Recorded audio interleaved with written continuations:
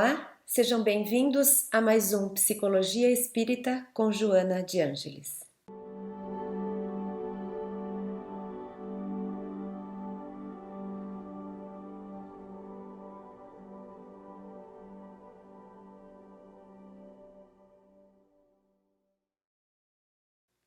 No episódio de hoje, daremos a voz e a vez aos avós. Já falamos bastante da estrutura da família, dos papéis que são desempenhados, de cada fase do desenvolvimento, demos a vez, a importância, o valor de ser criança, de ser adolescente, falamos sobre o ser mãe, o ser pai, sobre a importância do ser casal, mantendo a individualidade de cada um. Falamos um pouco sobre a dinâmica de funcionamento da família, sobre sua estrutura, sobre sua função, sobre a importância da comunicação, da valorização, do aprimoramento, do cuidado com a forma como nos comunicamos, das nossas conversas, dos nossos diálogos. São todos temas que julgamos essenciais para quem deseja realmente olhar para a sua própria família, para aqueles que valorizam essa instituição, compreendendo, como Joana de Ângeles nos ensina, que é a base da sociedade, que a família é a célula inicial, que depois vai se juntar com tantas outras células para formar a nossa grande família, a humanidade. E hoje gostaríamos de falar, de refletir e principalmente de valorizar essa fase da vida, que é a fase última, a fase que nós costumamos chamar de velhice, da época dos idosos, da terceira idade, da melhor idade. Ficamos sempre nessa tentativa de encontrar uma palavra carinhosa, digna, que represente realmente o nosso valor a essa etapa que cabe a todo ser humano que passa pela jornada inteira de uma vida, porque sabemos que muitos acabam voltando para a verdadeira casa antes de atingirem essa fase da vida. E o simples fato de nos preocuparmos tanto com a forma como nos colocamos diante da velhice já denota um tabu da nossa parte enquanto ser coletivo. A sociedade tem dificuldade de falar em alguns temas, por isso que nós ficamos, como costumamos dizer, cheio de dedos. Ai, qual é a frase politicamente correta? Qual é a expressão? Como devo me dirigir? Quando eu fico assim afetada, com receio, preocupada, quando eu tenho que pensar várias vezes antes de me referir, significa que isso não é natural ainda em mim, que me preocupa, que eu fico realmente com uma certa dificuldade, porque eu ainda não sei, não está em mim essa naturalidade para lidar com os temas. Ou eu estou em conflito, ou eu tenho receio, ou eu ainda não entendo muito bem, não estou apropriada disso de uma forma que eu sinta que para mim está ok. Todas as vezes, então, que nós nos depararmos com temas que nos aflige, que tira de nós uma certa ansiedade, que nós percebemos que não estamos à vontade, significa que não estamos ainda bem resolvidos. E tem vários desses temas que envolvem a humanidade: o sexo, o dinheiro, o poder, são temas nervosos, a política, enfim. Sempre que tocamos nesse ponto, é difícil nós conseguirmos conviver com harmonia, sem ter conflito, sem que gere conflito nossa própria posição, nosso posicionamento. A velhice é um desses temas. A velhice é um dos temas que nos requer de nós um certo cuidado, uma certa cautela, justamente porque não queremos ofender. E aí a pergunta fica: por quê? Por que que nós não falamos da velhice como nós estamos falando do adulto e como estamos falando da criança? Por que que temos todo cuidado? Será que em mim existe um pré-conceito com relação à velhice? Se eu falo com naturalidade das crianças, sabendo que criança ainda não aprendeu muita coisa, que criança fala um monte de bobagem porque ainda não entendeu, que criança não sabe fazer um punhado de coisas, que criança dá trabalho e pra gente está ok. Quando a gente fala do adulto e a gente sabe que o adulto tem mil e outras questões, e por que que quando a gente fala da velhice a gente teme magoar? Será que em mim eu temo dizer coisas que eu preciso reprimir? Como eu estou com relação à velhice? O que que eu penso da velhice? Quais são os valores que eu associo à velhice? Tem valor? Ser velho acrescenta? Existe um propósito na velhice?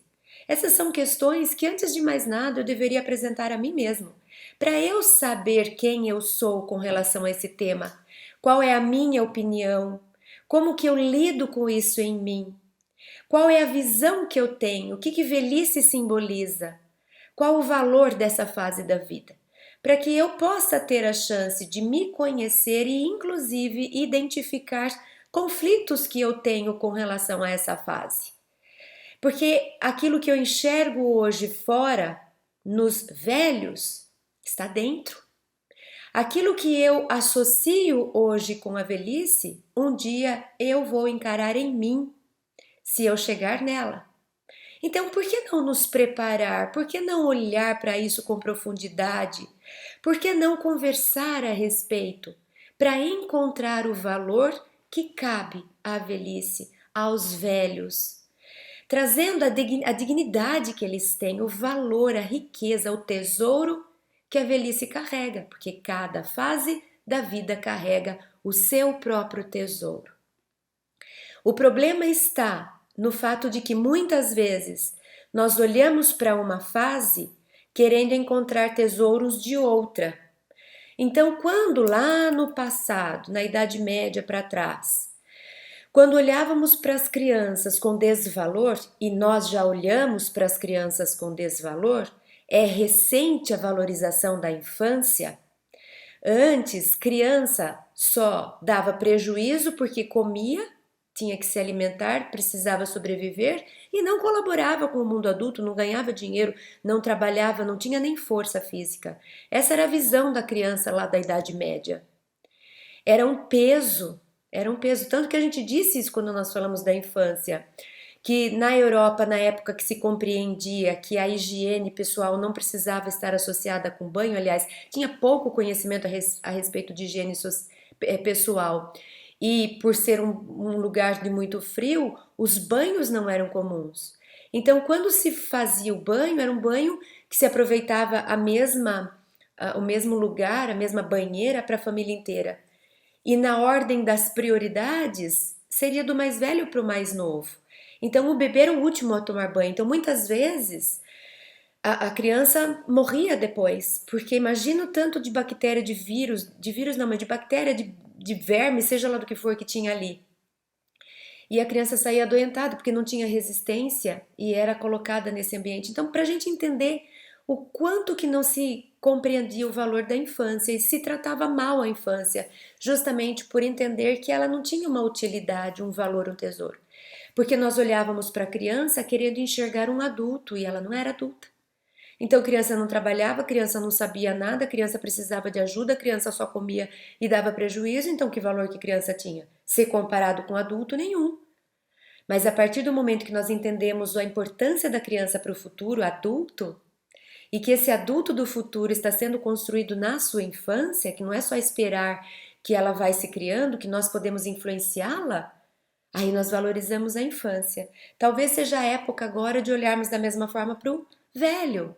Se olharmos para a velhice tentando encontrar os valores da infância, da juventude do adulto, talvez realmente venhamos a observar a velhice como uma fase inútil, porque não tem a vivacidade de uma criança, não tem a beleza estética de um adolescente, de um jovem, não tem o discernimento e a força de trabalho de um homem maduro. Então, cadê o valor da velhice? E tem. Então, eu acho que pode ser que seja esse momento da nossa trajetória como seres humanos, esse olhar, atenção, alerta com relação à velhice. Então hoje o nosso encontro será destinado a esses nossos ancestrais, esses nossos espíritos pioneiros, pioneiros da nossa vida, do nosso trajeto, da nossa família, esses que vieram antes de nós, esses que prepararam o nosso terreno, esses que hoje se encontram na velhice, sem aquela vitalidade de uma criança, enfim, mas que fazem parte, que são valorosos e precisam ser valorizados. É sobre eles que iremos conversar hoje. A nossa conversa vai ser toda baseada no único livro de Joana de Ângeles hoje. É o livro O Despertar do Espírito. No livro Despertar do Espírito, capítulo 9, tem um texto inteiro sobre a velhice. E ela consegue fazer de uma forma concisa um trabalho profundo de resgate da valorização dos velhos, da velhice. Então é com base no Despertar do Espírito, capítulo 9, que nós faremos todo o nosso encontro de hoje. Vamos começar trazendo, Joana de Ângeles nos convida para a primeira constatação, que velhice faz parte da vida. É um estágio, é uma fase natural. Então precisamos olhar para a velhice com naturalidade. Vamos fazer essa pergunta. Quando nós olhamos um velhinho, uma velhinha, nós olhamos com naturalidade? Estamos ok? Ou em nós desperta ansiedade, preciso ajudar, compaixão, ai meu Deus, olha que pena. Olhamos com naturalidade ou olhamos com julgamento? Como se eles não estivessem no lugar certo? Como se ser velho não estivesse ok com a vida? Conseguimos olhar para as ruguinhas que vão surgindo? E olha, estou ficando velha, o cabelinho já está ficando branco, tudo bem, faz parte. Ou ficamos aterrorizados, meu Deus, o que eu vou fazer? O que será de mim? Então, eu sei que esse tema dói, eu sei que esse tema constrange. E a minha proposta é, vamos falar sobre ele mesmo assim? Porque se nós ficarmos desviando, disfarçando, imagina, que é isso? Não, comigo não. A gente não vai tomar consciência, isso continua na sombra no nosso inconsciente. Então vamos olhar para isso, porque é a melhor chance que nós temos de resgatar, de restaurar o valor da velhice e de podermos respirar fundo e tranquilamente quando estivermos na presença de uma criança. Tudo bem.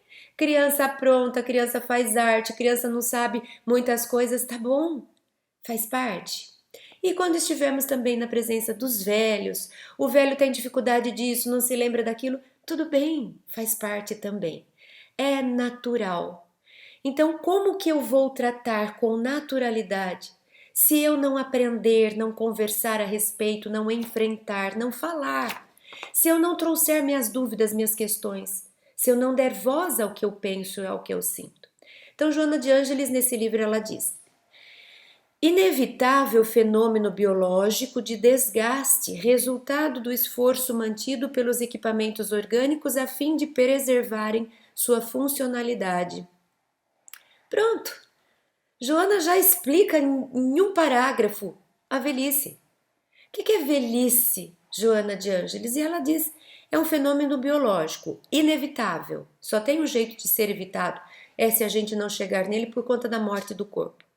Mas se nós fizermos o trajeto natural de uma vida humana, é inevitável que a biologia se desgastará, que nossos órgãos, nossas células, nossos sistemas, eles se cansarão. Eles não são feitos de peças que são perenes, eternas. Nós somos feitos de matéria orgânica. A matéria orgânica, ela tem um ciclo de vida. Ela nasce, cresce, continua dando origem a outras, mas chega uma hora que ela inevitavelmente faz face à morte. Tudo é assim. Tudo é assim. Uma planta ela brota, ela fica nos ciclos de reprodução, era essa palavra que fugiu, ela fica se reproduzindo, mas chega uma hora que ela se extingue. E ela deixou frutos, ela deixou sementes para que outras comecem um novo ciclo. Então, matéria orgânica é isso. biologicamente falando, é inevitável que nós vamos nos desgastar. E esse desgaste, ele só acontece porque por uma vida inteira a nossa constituição precisou de energia para manter os sistemas funcionando. Preservação da função orgânica. Nossos equipamentos precisaram continuar funcionando para a gente viver, para a gente trabalhar, para a gente conviver, enfim. E isso custa um tempo de uso. A gente sabe que a máquina que é usada muito, ela tem um tempo de vida menor. A máquina que é usada menos pode durar mais se tiver uma boa manutenção. O corpo humano também é assim. Nós temos então essas variáveis. Eu posso esticar, prolongar a minha vida se eu souber lidar com essa máquina, cuidar dela, proteger, dar manutenção, não gastar desnecessariamente. Isso quer dizer, eu vou consumir vida para poder viver, sim, mas tem horas que eu exagero, eu consumo mais do que eu precisava. Os vícios, por exemplo. Nós sabemos que os vícios, eles requerem de nós vida. Nós aceleramos o desgaste por meio dos vícios, porque todos os vícios estão no exagero, tudo que é demais faz mal, esgota. Então, sim, nós conseguimos interagir com os nossos sistemas orgânicos para prolongar a nossa vida se soubermos bem viver, cuidar da saúde, da emoção, cuidar da mente, saber fazer boas escolhas para que a gente possa prolongar com mais qualidade de vida a nossa própria vida. Mas Joana começa a nossa conversa de hoje nos trazendo a consciência: envelhecer é natural. Vamos ficar com essa frase. É natural envelhecer. A velhice é natural. Vamos enxergar a naturalidade na velhice. Está tudo bem. Está tudo bem. Desde que eu não olhe para a velhice querendo enxergar valores que dizem respeito às fases anteriores. Esse é o problema, é olhar para o velho e não querer ver rugas, ou associar ruga como algo que deu errado. Eu olhar para o velho e querer que ele tenha a mente lúcida que ele tinha aos 25 anos de idade. E se ele não tiver, significa estar errado. Não está errado. Vamos apenas compreender, é isso que cabe nessa fase da vida. E em cada fase da vida. Se eu estou grávida de 9 meses, não me cabe escalar uma montanha fazendo trilha de 6 horas. Não quer dizer que eu tenho problema. Quer dizer que eu não estou na condição adequada. E tudo bem. E se eu sou uma criança pequenininha que tem 1 metro de altura e eu não consigo alcançar a última prateleira da estante da sala, não quer dizer que eu tenho problema. Quer dizer que naquele estado da vida, não é isso que eu devo fazer. Por que a gente não se ocupa com o que nos cabe em cada fase da nossa vida?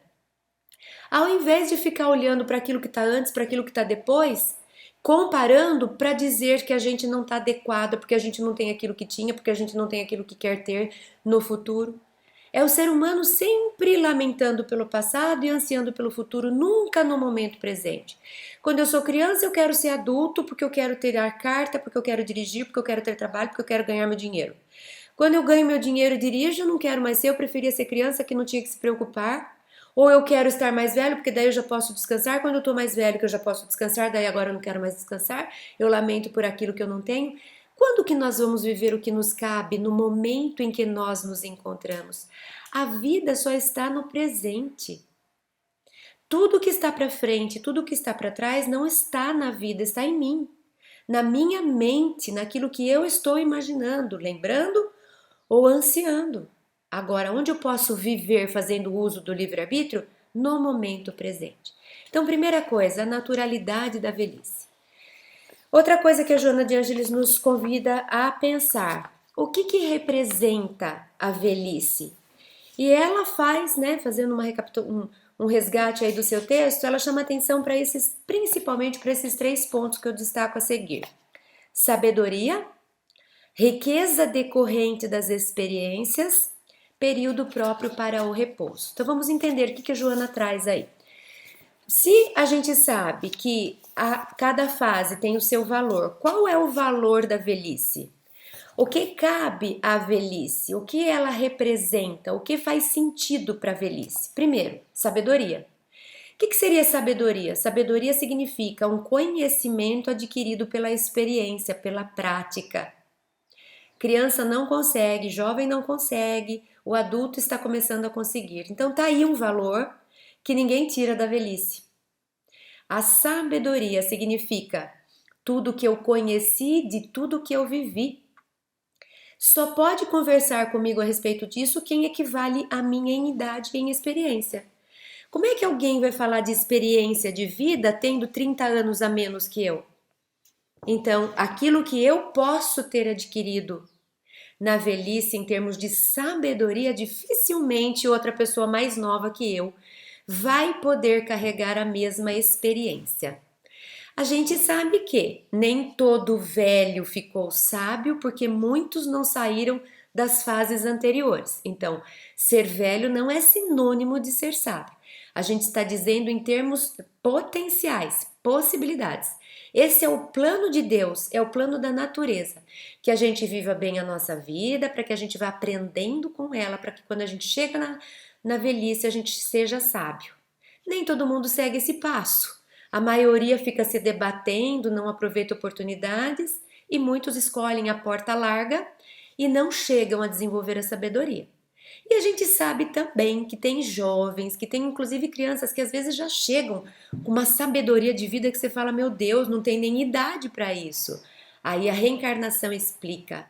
Aí são casos específicos de seres humanos que mostram não a sabedoria da vida atual, mas por algum motivo eles conseguem acessar a sabedoria que já adquiriram em vidas passadas. De qualquer forma, a sabedoria tem a ver com experiências. Se não for dessa vida, certamente é das vidas passadas. Mas olhando para essa vida, o que cabe à velhice, ao velho? Sabedoria. Sabedoria. Por que nós esquecemos disso? Por que não consultamos os velhos quando precisamos de conselhos? Ah, por muitos motivos. Um deles, que a gente destaca já, depois falaremos dos outros, é o fato de associarmos sabedoria, ou melhor, de não entendermos que sabedoria e progresso, eles são separados. A gente junta os dois, como se a gente falasse assim, ah não, eu sou moderno, eu sou progressista, eu sou atualizado, eu sou tecnológico, portanto, eu não combino com coisas do passado. Eu associo, não tem relação uma coisa com a outra. A gente sabe que tem velhos que carregam esse valor do passado, mas que são muito tecnológicos. A gente tem o próprio Divaldo de exemplo. O Divaldo com aquele celular dele, ele dá show. Ele faz tudo o que precisa. Quantas vezes nós vimos o Divaldo levando slides para projetar em outros lugares e trabalhando com PowerPoint? Então, a gente sabe que não tem relação, nós é que associamos. É como se o velho, a sabedoria do velho não valesse porque ele não sabe fazer a parte da tecnologia, então nem é isso. Agora, a sabedoria que o velho traz nem tem a ver com tecnologia, com modernidade. Tem a ver com valores que são eternos. É isso que eu posso aprender a partir da velhice. Eu posso ouvir o meu antepassado para entender sobre os valores universais, esses valores que não caem de moda. A tecnologia vem nos ensinar o como fazer. Agora, o que fazer é eterno. O que fazer? Por exemplo, conviver com outras pessoas. Isso não é questão de modernidade. O ser humano convive um com o outro desde que ele chegou aqui. Como conviver a gente pode ir aperfeiçoando. Então tem muitos assuntos que são atemporais e que eu sempre posso aprender com a voz da sabedoria. Então dissociar essa ideia de que porque ele está velho ele não tem mais nada de importante ou de interessante para me contar. Ele está desatualizado, ele pode estar desatualizado do que é a atualidade. Mas não quer dizer que ele não carregue conteúdo profundo para poder compartilhar. Joana de Ângeles fala da riqueza decorrente das experiências, que é um pouco do que a gente está falando. Quantas vezes a gente vai fazer uma coisa que a gente vai fazer pela primeira vez. De repente a gente olha para o lado e fala: nossa, minha mãe está aqui, minha avó está aqui, meu pai está aqui. Certamente eles já fizeram, eles já tentaram fazer o que eu estou prestes a fazer várias vezes. Deixa eu perguntar para eles como foi. Por que não fazer isso? Por que não adiantar, não perder tempo, consultando a experiência? Não precisa fazer. Mas é inteligente da nossa parte perguntar para quem já tentou fazer o que eu estou prestes a fazer, para aprender com a experiência dele, inclusive para evitar que eu faça, porque ele vai falar: nem vá, porque eu já fui, eu posso te contar como isso não funciona. Experiência, sabedoria são conceitos intrínsecos da velhice. E quem é capaz de questionar a importância da sabedoria e da experiência? Então por que nós olhamos para a velhice e não reconhecemos o valor dela, se nós sabemos que é ela que é a representante da sabedoria, da riqueza? E Joana de Ângeles fala que é um período de repouso, e aí muitas pessoas brigam com isso, porque, não, não pode repousar, porque a gente mistura. É verdade que a gente sabe que quando a gente para de fazer uma coisa, aquilo atrofia, aquilo se perde, aquilo cria teia de aranhas, aquilo empoeira. Mas não é isso que Joana está falando. Até porque Jesus já nos ensinou, e o capítulo da lei do trabalho do Livro dos Espíritos é claro em dizer que o Deus trabalha, meu pai trabalha, eu também trabalho, e que o trabalho ele é da lei da vida. Então Joana de Ângeles não está falando cruze os braços, sente à frente da TV e pronto. Não é isso. Esse repouso tem a ver com a fase anterior. É aquilo que a gente precisou fazer, que nos cabia fazer antes. Não precisa mais. O que cabe agora? Vamos trocar de atividade? É verdade que se eu tiver alguma profissão que me permita ir trabalhando enquanto eu estiver vivo, vá, por que parar? Não precisa. Não, a minha profissão não requer de mim esforços grandiosos, eu consigo continuar fazendo o que eu sempre fiz.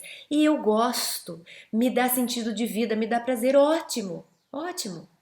Agora, se eu não sou mais capaz de fazer aquilo que eu fazia antes, porque o aparelho já não dá conta, então tudo bem, vamos repousar disso. Não quer dizer inanição.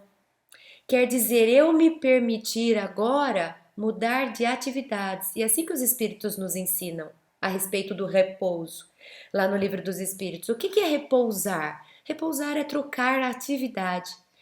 Eu estou cansado disso, então eu vou fazer aquilo. Quantas vezes a gente descansa trabalhando? Por exemplo, nossa, eu tenho um trabalho muito mental que exige muito, minha cabeça chega no final do dia, eu tô até com dor de cabeça. Então, sabe o que eu faço? Eu vou para a cozinha. Eu crio receitas, ou então eu vou cuidar das minhas plantinhas. Eu converso com elas, eu coloco adubo. Enfim, eu estou trabalhando, eu estou ativa, mas eu não estou me desgastando sem precisar. É o exagero. Então, esse repouso que a Joana nos ensina esse respeito. Eu não preciso produzir como uma pessoa de 30 anos produz, porque às vezes eu não aceito isso. E eu estou me machucando. Eu já tenho 70, 80 anos de idade e eu quero render, fisicamente falando, como uma pessoa de 40. Isso é uma violência até contra si mesmo. Então, esse repouso é um convite para relaxar, para escolher o que cabe, para aceitar os limites. Então, olha que lindo isso. É uma fase da vida em que eu vou ser uma representante de sabedoria, em que as pessoas vão vir me buscar para conhecer um pouco mais das minhas experiências e eu vou me permitir atividades que não me machucam mais. Porque antes, quando eu estava lá ganhando dinheiro, precisando construir minha vida, cuidar da família, muitas vezes, e o corpo aguenta, a gente passava do limite. Trabalhava mais do que deveria, quase se matava para conseguir uma coisa. Às vezes até ficava doente de tanto que esqueceu da própria saúde, mas o corpo estava pronto lá para essas lutas, para essas batalhas. Só que a gente tem que saber que tudo tem tempo e que não cabe a velhice esse mesmo lugar de protagonismo. Qual é o protagonismo de um velho? Não é provar que é o mais forte, não é provar que dá conta de trabalhar tanto quanto um de 40 anos. Isso é voz de conflito, de disputa, de comparação. Então a velhice, Joana, está nos construindo. Ela chama atenção a respeito disso. A respeito do que me cabe, quais tipos de atividades eu posso fazer para ser útil, para me sentir útil, para dar sentido à minha vida. Então não é ficar em casa sem fazer nada, não. É sim se envolver, trabalhar, atuar, participar, conviver, produzir, construir, mas aí eu vou escolher quais atividades, em quais contextos, por quanto tempo. Isso é a gente se respeitar na fase da velhice. É a gente aproveitar porque já não produzo braçalmente como uma pessoa de 40, mas tenho a sabedoria que ele ainda não tem. Tenho experiência mais do que ele. Então eu estou valorizando a velhice, eu estou entrando na velhice naquilo que ela me condiciona a fazer, que cabe a mim fazer. Por isso que a gente começou falando na naturalidade.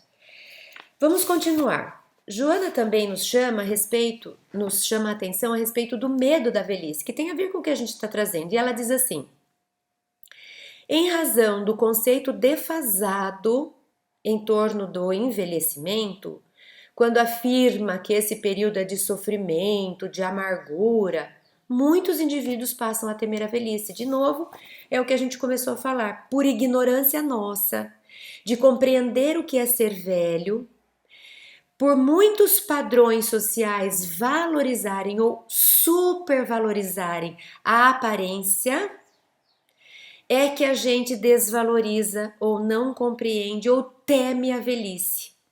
Porque a mídia, a sociedade fica buzinando na nossa orelha que ter rugas, cabelo branco, ser fraco, não tá com nada. Então, quando eu vejo na minha idade isso acontecendo, eu surto, eu tenho medo. Eu não quero, porque sabe o que vai acontecer comigo? Vou ser descartada. Porque ninguém mais vai aplaudir. Quem é que aplaude rugas, cabelos brancos? Agora veja que bonito, a sociedade já está despertando para isso, porque já tem um movimento. A gente está vendo hoje muitas mulheres que optam por manter o cabelo branco. Isso está começando a ser olhado, olha que bonito, que elegante. Então é a gente quebrando padrões, quebrando paradigmas, é a gente começando a acordar para valorizar o que tem valor e não ficar fixo somente num valor específico. Tem valor para a criança, tem valores interessantes no adolescente, no homem maduro e na velhice também. E Joana continua: outros se afadigam na busca de métodos rejuvenescedores nos quais seria possível repetir-se a ilusão da mocidade, desarmonizando-se interiormente e tombando em inevitáveis transtornos psicológicos que se transformam em depressões e angústias profundas. Então eu não estou aceitando alguns sinais que estão me aparecendo e hoje diz que se eu fizer o procedimento XYZ, eu consigo reverter a minha idade. Aí isso passa a ser um comportamento neurótico, a gente fala aí, tô com neura, começa a ser neurótico porque passa a ser um excesso e isso passa a me comandar, eu não sei mais o limite e daqui a pouco a gente já nem se reconhece de tantos, por exemplo, de tantos procedimentos estéticos que a gente fez, que a gente já não é mais aquela pessoa que a gente era jovem, porque não dá para voltar, não dá para voltar. Então eu já não me vejo mais como eu era antes e também já não me reconheço como eu era antes de começar esse procedimento. Eu me torno alguém e é uma identidade como se fosse uma expressão forjada, feita, né? Então fica com uma face, com uma expressão como se fosse uma neutralidade. Cadê eu? Porque cada ruga que eu tenho mostra o que eu andei fazendo, por exemplo, eu rio, né? Então, significa que eu ri muito, porque se eu não tivesse rido muito, estaria bem esticadinho tudo.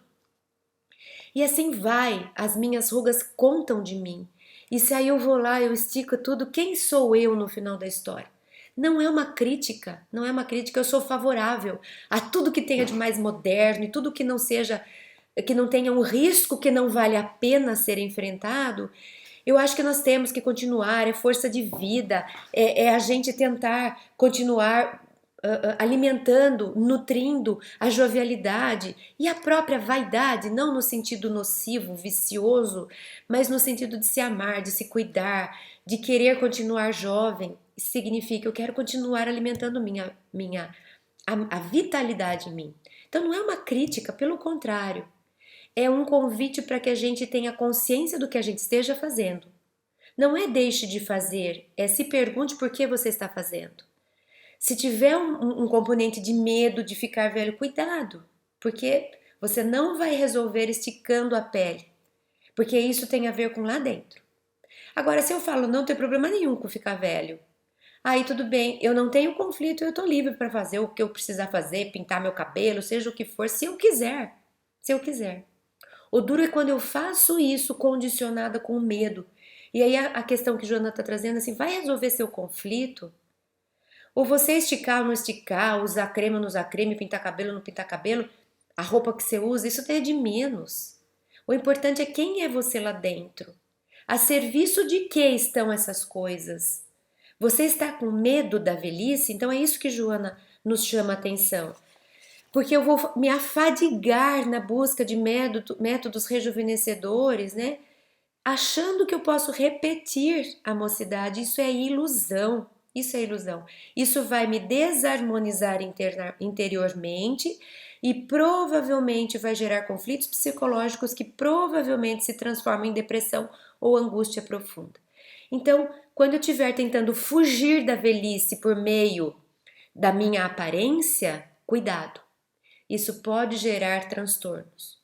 Quando eu quiser continuar nutrindo a minha vitalidade, porque eu me amo de qualquer jeito e tudo bem se eu ficar velho, tudo bem.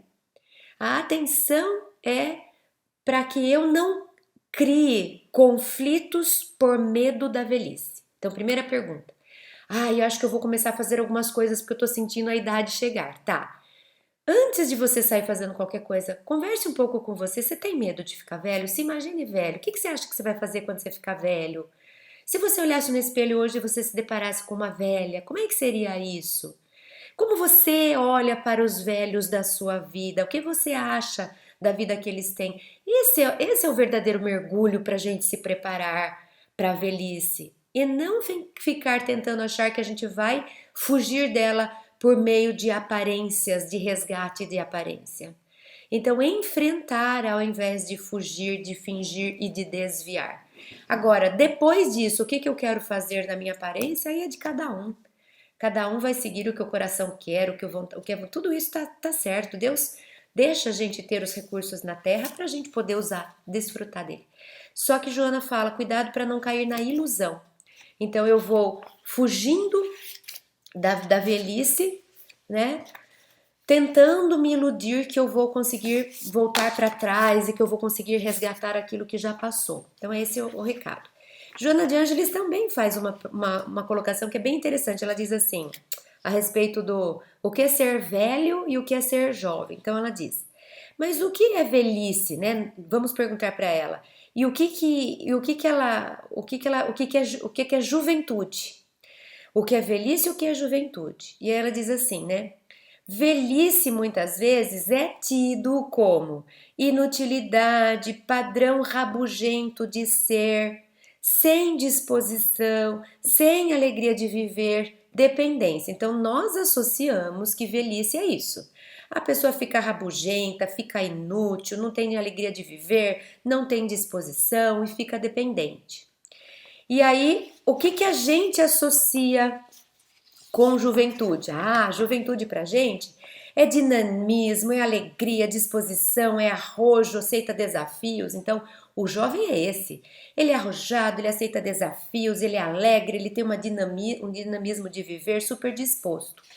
Mas aí, né, no slide seguinte, ela fala assim: o problema é que preparamos os jovens para serem adultos, mas não nos preocupamos em preparar o adulto para ser velho. Daí é comum em nossa velhice insistirmos em viver no passado, porque não aprendemos a viver na velhice. Então ela vai questionar. Então vamos fazer uma pergunta. O que é ser velho e o que é ser jovem? Então ela diz, a gente associa que ser velho é ser rabugento, é não ter disposição. Ser jovem é ser dinâmico e viver bem. Aí a gente vai perguntar: quantos jovens que são rabugentos, dependentes, não saem do quarto, não tem dinamismo de vida, não tem alegria de viver? Quantos jovens não têm o comportamento da velhice que nós descrevemos aqui? E por outro lado, quantos velhos, né? E a gente traz de novo o Divaldo, que é um exemplo para a gente. Esses velhos têm alegria de viver, dinamismo, vontade, nunca param, estão sempre querendo aprender e estão sempre em movimento. Então, não dá para dizer que todo velho vai ser rabugento. Tem velho rabugento, mas tem muito jovem muito rabugento. Não dá para dizer que todo jovem tem alegria de viver. A gente vê hoje que nós nunca vivemos antes uma geração com tanta depressão entre jovens. Então, a gente vê velhos alegres, dinâmicos, dispostos e jovens tristes. Então, precisamos questionar, vamos quebrar essa crendice. Ai, quando eu ficar velho eu vou ficar amargo, vou ficar amargurado. Não, isso é do espírito. Eu posso, se eu for amargurado, eu já sou amargurado desde jovem. A gente sabe, a pessoa que tem a tendência, que gosta de ficar se lamentando, ela lamenta com 20, com 30, com 40, com 50. E a pessoa que é otimista, que é grata à vida, que valoriza a vida, ela valoriza com 20, com 30, com 80. Então para de achar que porque eu vou ficar velho, eu vou perder a alegria de viver. Não, isso é de mim como espírito, não é da etapa da vida. Tem muito mais a ver com temperamento. Então, o problema é que preparamos os não é que preparamos os jovens para ser adultos, mas não preparamos os adultos para serem velhos. Daí é comum em nossa velhice insistimos em viver no passado, porque não aprendemos a viver na velhice. Nós fazemos essas associações que não são verdadeiras. Então, vamos aprender o que é ser velho, para parar de falar, o velho fica rabugento, o velho perde o dinamismo de vida. Para! Isso não é verdade, isso é mito. Isso é crendice, isso é lenda. Eu vou ser a velha que eu quiser. E eu vou ser a velha que eu já sou desde hoje, porque se já desde hoje eu sou chata e pego no pé de todo mundo, quando eu ficar velha isso só vai intensificar, porque eu vou ter treinado bastante até chegar lá. E se hoje eu sou uma pessoa que me esforça para ter alegria de viver, quando eu for velha eu vou continuar me esforçando para ter alegria de viver. Então vamos quebrar esses padrões. A velhice tem limitações? Tem, físicas, orgânicas e mentais. Mas por acaso eu, com quase 50 anos, sou a mesma de 20? Não. Minha memória já não é mais a mesma, minha disposição já não é mais a mesma, minha flexibilidade já não é mais a mesma, o meu peso já não é mais o mesmo. A cada fase da minha vida eu já não sou como eu era antes. E por que nessa fase tá tudo bem, mas quando eu chego na velhice eu fico neurótica com isso? É padrão, é crendice. A gente sempre está se modificando, tudo bem.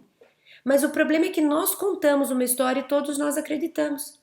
Que o velho não tem mais vitalidade, que o velho é trágico, que se envelhecer é horrível. Ué, se eu quiser ser uma velha com um corpinho de 20, vai ser horrível. Se eu quiser ser uma velha com a mente rápida dos 30, eu vou me frustrar. Mas e se eu quiser ser uma velha velha? Eu posso viver bem? Basta eu aceitar o que me cabe. É isso que nós precisamos trazer, mas vamos acelerar um pouco para a gente chegar também na família. Então tem um tempo certo, Joana de Ângeles diz. É um tempo certo, precisamos nos conscientizar que para tudo há um tempo certo. Tempo de brincar, de trabalhar, de criar família, de batalhar pelo conforto material, de crescer profissionalmente. Mas, no slide seguinte, há tempo certo também de desacelerar, de encontrar prazeres em outras coisas, de aprender o que sempre se quis e nunca se pôde, de se dedicar às artes, de investir na cultura, de buscar qualidade de vida. Então, deveria ser. A gente sabe que tem pessoas que vão precisar trabalhar atrás do dinheiro por toda a vida. Mas o plano original era que a gente pudesse ter um pouco de dignidade material, de tranquilidade pelas nossas aposentadorias, para que daí a gente pudesse fazer um pouco mais de escolhas, ou seja, eu quero me manter ativo, útil, funcionando, mas eu quero estudar aquilo que eu nunca pude antes, eu quero me dedicar à arte que eu nunca pude antes porque eu precisava ganhar dinheiro e não conseguia ganhar dinheiro com a minha arte. Eu quero dedicar mais tempo para a família. Quando eu fui mãe, eu precisava trabalhar, eu quase não curtia a maternidade. Agora eu quero ser a avó que fica com os netos, que vai passear no jardim, que brinca e senta para brincar na areia. Esse era o plano, para que a gente pudesse terminar a nossa vida recolhendo um pouco dos frutos do trabalho feito nas fases anteriores. Esse tempo de encontrar prazer em outras coisas, de aprender, de curtir, de desfrutar. Eu continuo sendo útil, eu continuo operosa, mas eu me permito agora aprender um pouco mais, fazer coisas que antes não me eram possíveis.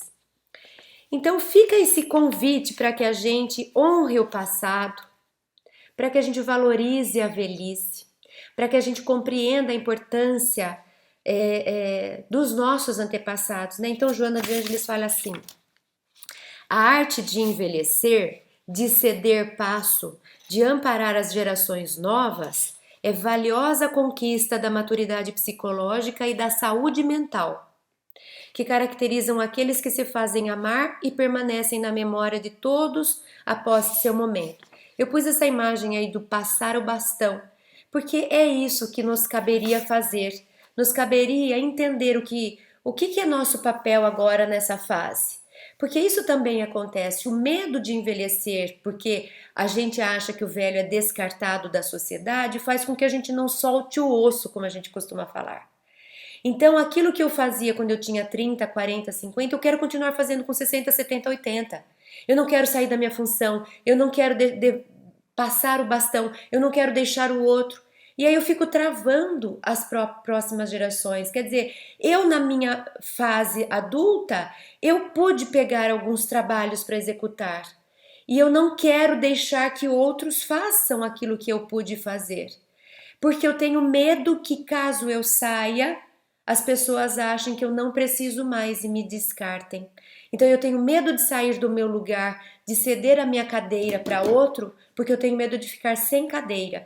E eu tenho medo de ficar sem cadeira e é válido esse medo. Por quê? Porque a nossa sociedade não valoriza a velhice e não preparou uma cadeira linda para a velhice ocupar. Que é a cadeira do aconselhador, que é a cadeira do sábio, que é a cadeira do experiente. Como a gente não valoriza a velhice, a gente não prepara uma cadeira simbólica, né? Para que esse lugar seja ocupado. Então, quando eu vou envelhecendo e eu percebo que eu preciso sair dessa cadeira para a próxima geração sentar, me dá aflição, porque significa não tem cadeira, eu vou para onde? Então, eu grudo nela e não deixo. Então, precisa de um resgate, de uma restauração, de uma reestruturação, isso dentro do centro espírita. Dentro do centro espírita a gente precisa trazer, mas a gente sabe que tem um outro problema. A gente não tem conseguido atrair os jovens. Então, quando essa geração mais anterior, com essa geração anterior sai, muitas vezes não tem a próxima para ocupar o seu lugar. Então, significa que nós precisamos olhar para isso. Não está organizada a nossa sociedade. Não valorizamos a velhice, então ninguém quer ser velho. Quando o velho percebe que ele está na hora dele ir para a velhice, ele não quer ir. E ele não vai, ele não abre espaço para as próximas gerações. E aí a gente cria toda uma situação difícil. Difícil que nós estamos vivendo isso nas famílias, nas casas espíritas, no trabalho, em todos os lugares. Agora, se a gente valorizar a velhice e falar tem um lugar lindo para você e a gente valoriza esse lugar, eles não vão ter medo de sair da sua cadeira com medo de ser esquecido e de perder. Aí a gente traz o Jung, né, da psicologia junguiana, psicologia analítica, ele nos fala a respeito do arquétipo do velho sábio. É esse arquétipo que está esquecido. É essa figura importante para a sociedade que está sendo descartada. E ele diz que o arquétipo do velho sábio, ele tem a ver com conhecimento, reflexão, insight, sabedoria, inteligência, intuição. Tem a ver com uma quietude, uma descrição de eremita, uma força expressa. Não nos ímpetos fálicos do herói, esse guerreiro que pega sua espada e ganha o mundo nas batalhas. nem na procriação do pai, esse que vai gerando próximas gerações, mas uma força que vem de dentro. Um vigor mágico que guia e fortifica a pessoa em suas lutas interiores.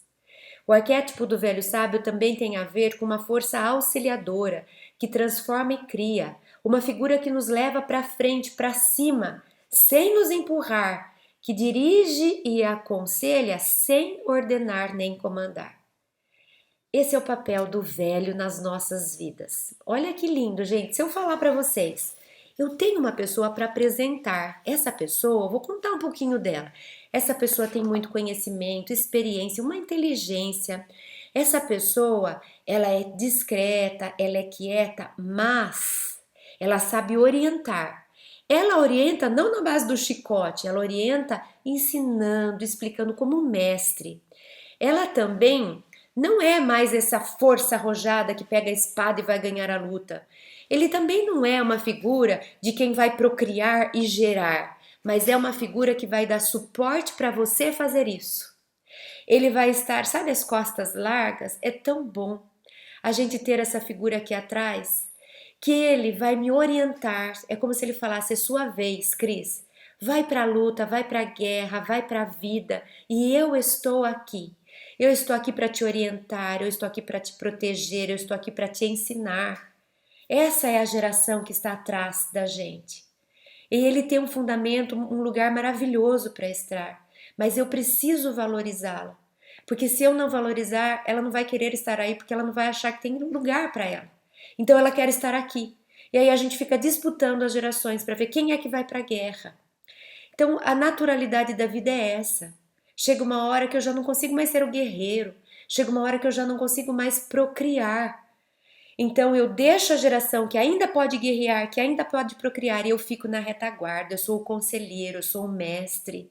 Eu sou esse guia, esse orientador que vai orientar, que vai chamar atenção, que vai alertar com relação aos perigos. Esse é o arquétipo do velho sábio. Esse é um lugar lindo e especial que só a velhice pode ocupar, porque só ela reúne essas características. Então, como um resumo da nossa fala de hoje, nós trazemos esses 4 pontos. Quando falamos dos avós da velhice, nós lembramos da fase natural da vida.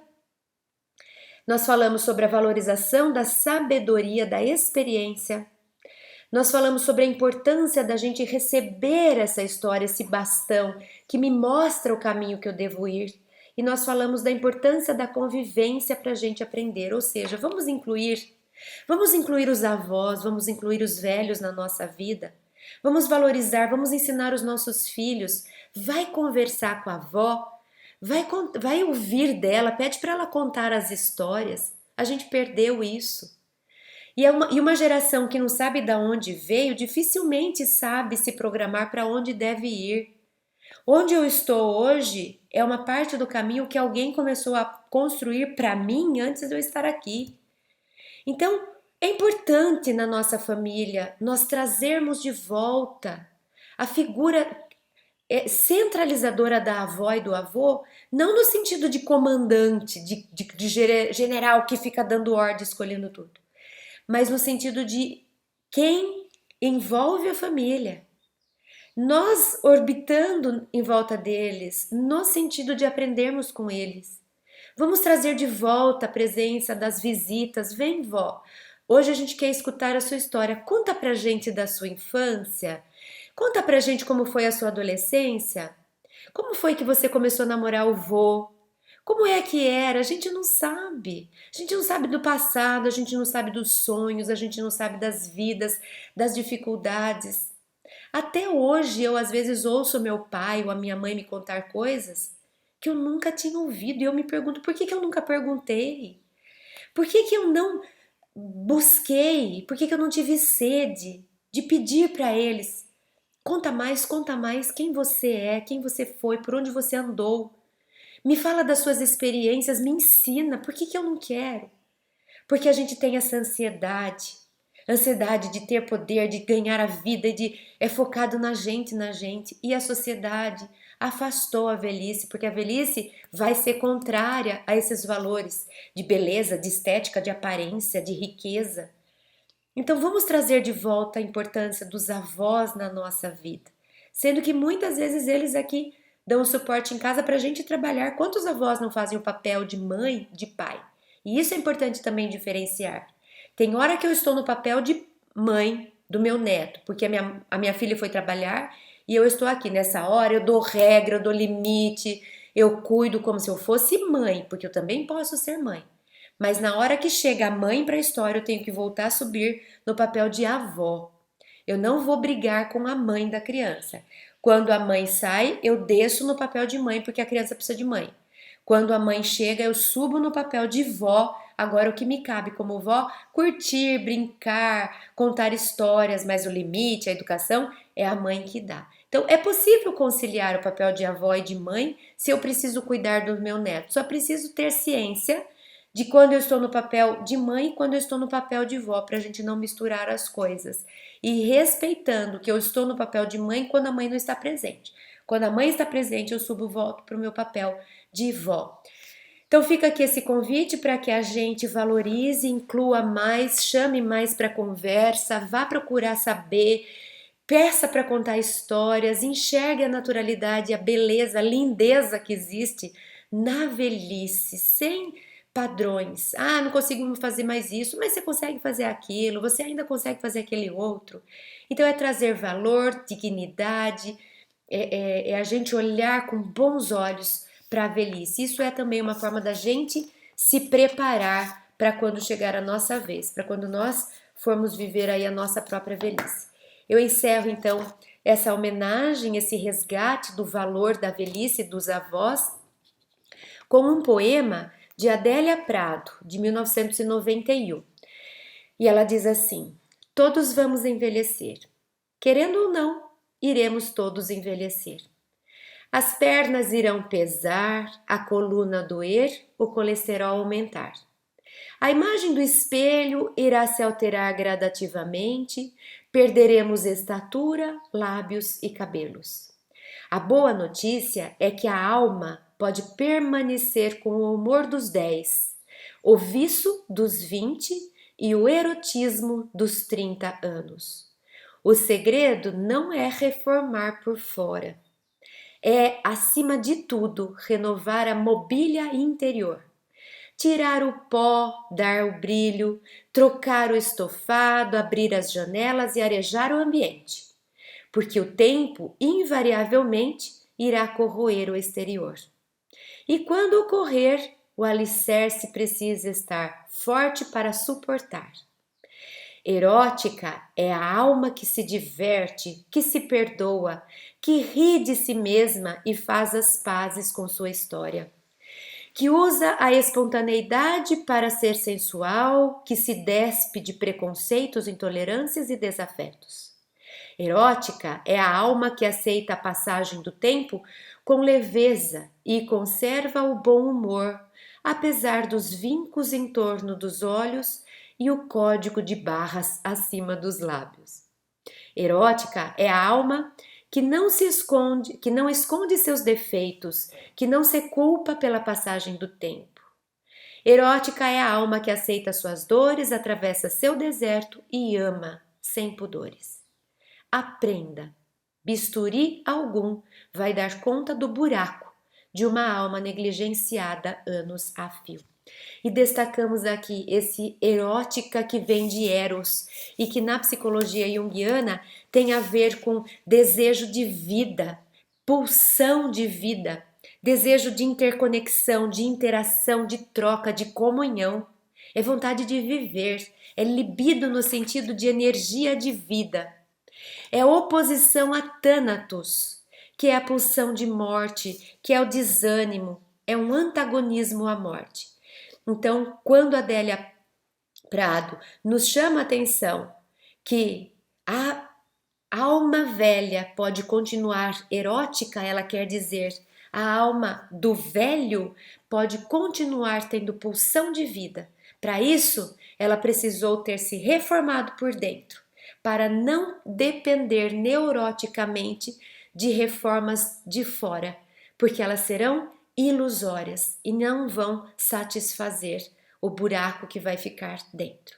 Então, nossa gratidão aos velhos, aos ancestrais, nossa homenagem a essa linda e natural fase da vida. Muito obrigada, até a próxima.